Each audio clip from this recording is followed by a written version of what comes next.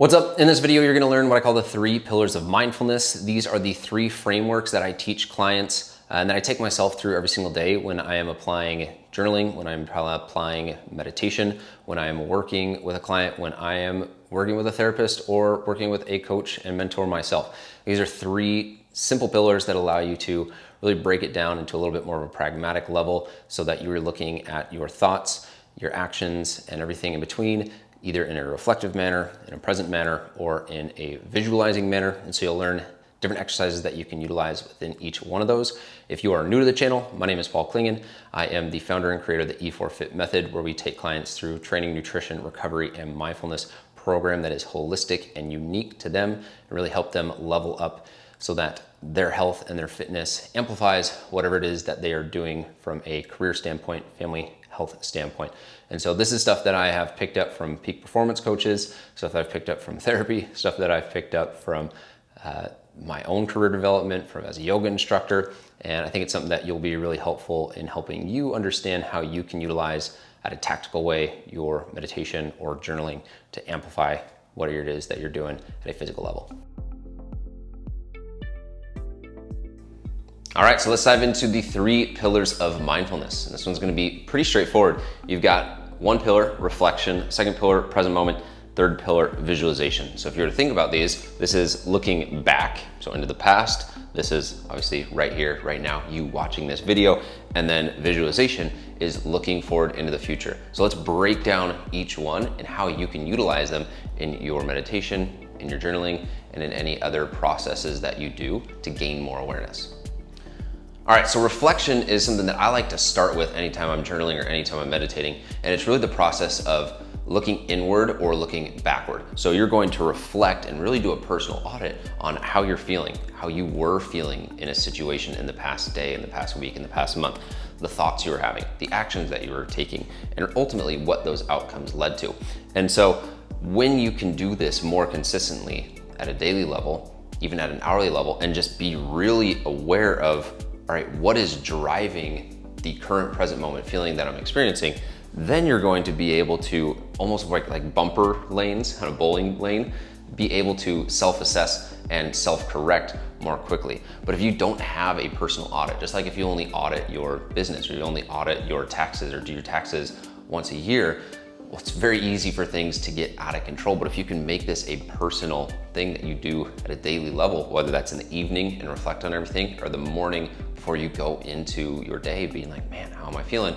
That's gonna be something that sets you up for more success. And I got a ton of different exercises on this, but I'll give you one really tangible example called the 5 whys. And this is actually something that they instituted at Amazon, or it's something that they had at Amazon when I was working there.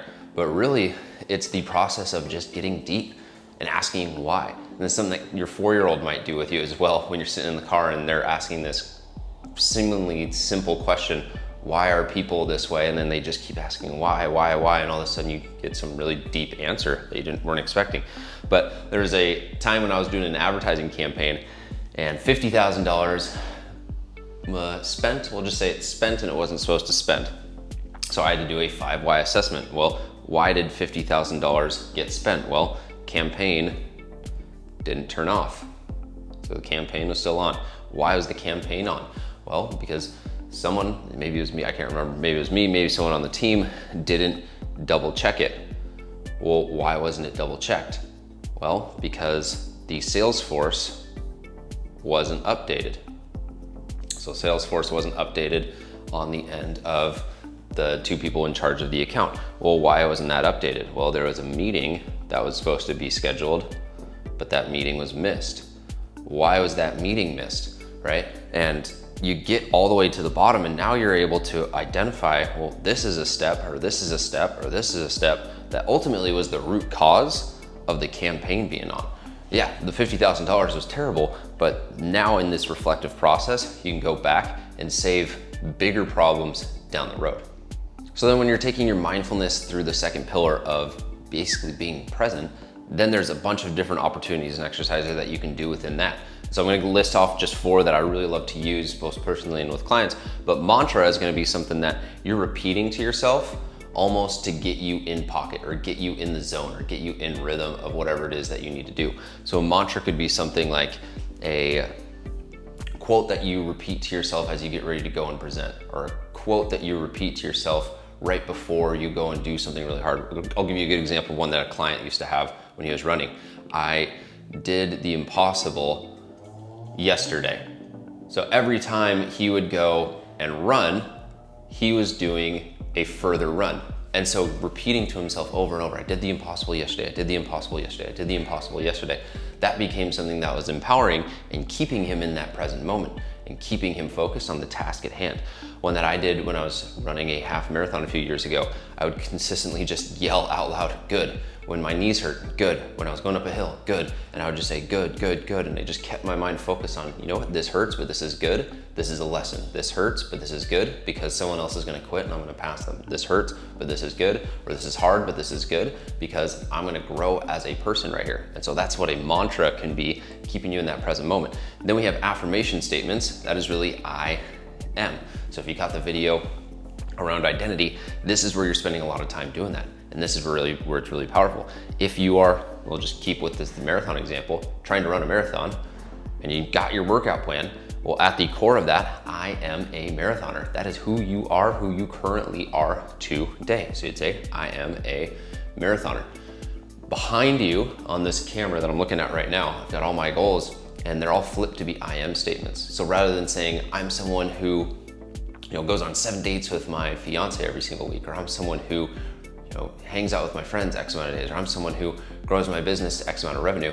There's statements that I want to have about myself. So instead it's, I am thoughtful, I am a connector, I am a leader, I am responsive, I am a daily reader, right? You can say, I want to read 20 books this year.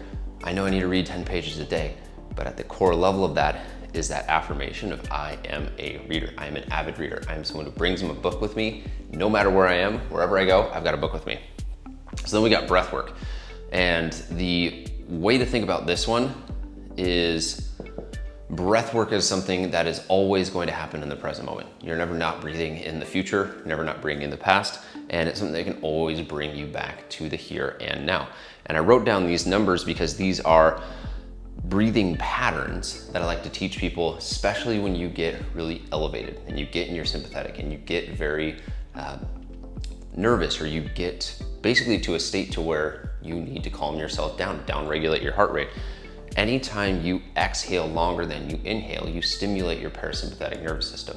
So a 6-second exhale, 4-second inhale is going to drive that nervous system down. A 3-second exhale, 2-second inhale is gonna drive that down. Whatever that ratio ends up being for you, you can play with pauses within that, but breath work is gonna keep you in the present, and breath work is also gonna bring your mind into the here and now by down regulating. If you got really worked up in a meeting, you got really worked up in a fight with your spouse, with your friend, you got really worked up in a workout, and you just need to bring yourself down and get calm, get present. Really powerful tool. And then last but not least is gratitude. And that is just what you have now. What you have, bam. Whatever you got right now, whatever current situation is going on right now, it's great. It's the best day ever. The day you're in currently is the best day ever because tomorrow's not guaranteed and it's better than yesterday. And so constantly having this frame of, this is the best meal ever. This is the best day ever. This is something I get from my friends at Live Better because they do a great job of just being super positive. But it's not even just about being positive. It's about looking at things that maybe even aren't great and being able to say, what's the lesson in this? What's the growth in this? And always taking this attitude of gratitude and being able to say, in this current moment right now, this current lesson that I'm going through right now, this current day, whatever it is that you're going through, find the good in it. And that's what gratitude is. Because if you can keep your mind focused on what is, that's ultimately what's gonna be. I love the saying by Henry Ford, whether you think you can or you think you can't, you're right. So when it comes to gratitude, whatever you focus on is ultimately what's true. If you can focus on the negative, you're gonna find more negative. If you focus on more positive, you're gonna find more positive. So let's dive into the last one, which is going to be visualization.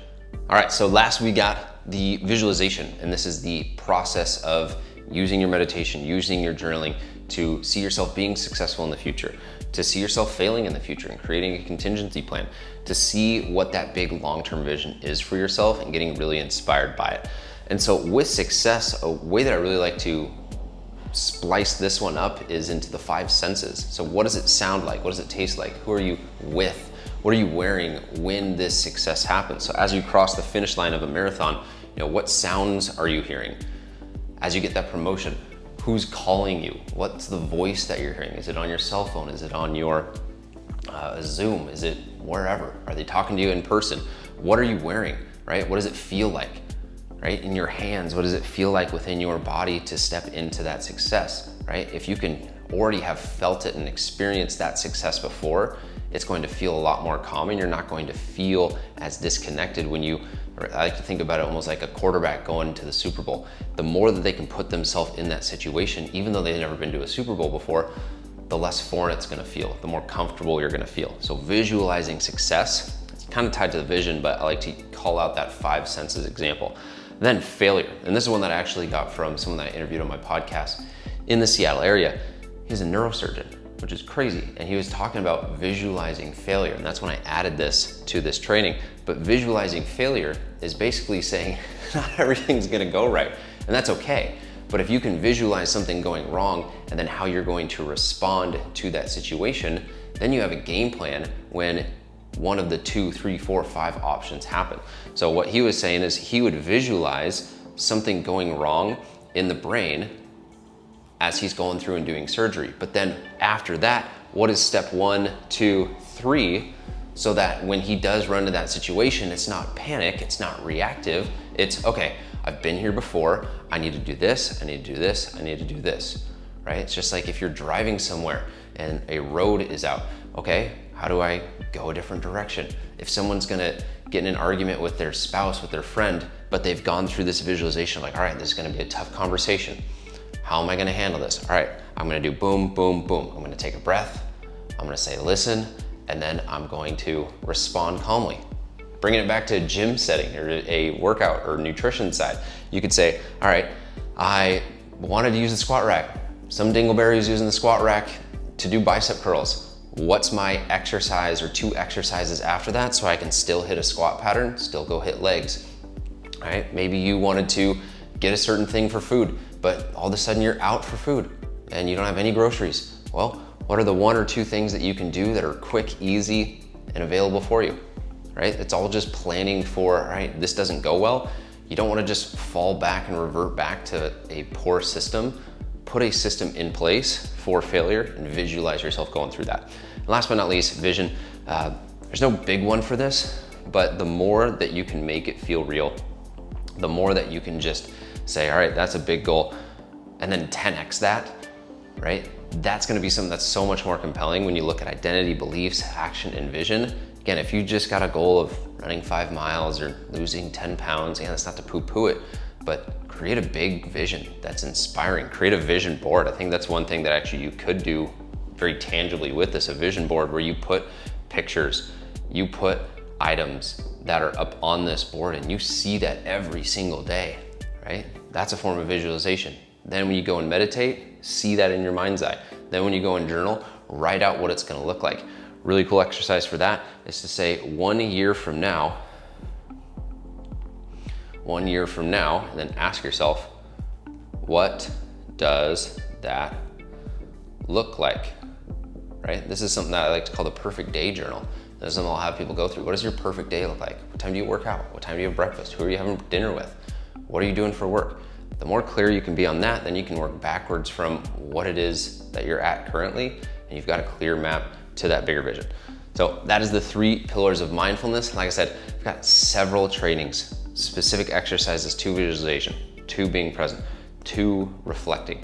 And so shoot a note in the Facebook group if you want access to those. Got those on the YouTube channel and got several more just sitting in my head every single day because it's just tools that I use for myself and clients every single day. And this really is, I can't say it enough, this is the glue that puts the training, nutrition, recovery, those other 3 elements, and really binds them together, right? And in the logo for Elemental Coaching Project, I always wanted mindfulness to be the air because the air is so integral into the fire, the water, the earth, which is what training, nutrition, recovery are. But you can't see this. you can't see the mindfulness side of things, but it infuses everything that you do. When you believe that, when you apply that, it makes everything else 10 times better, and it works. So work it.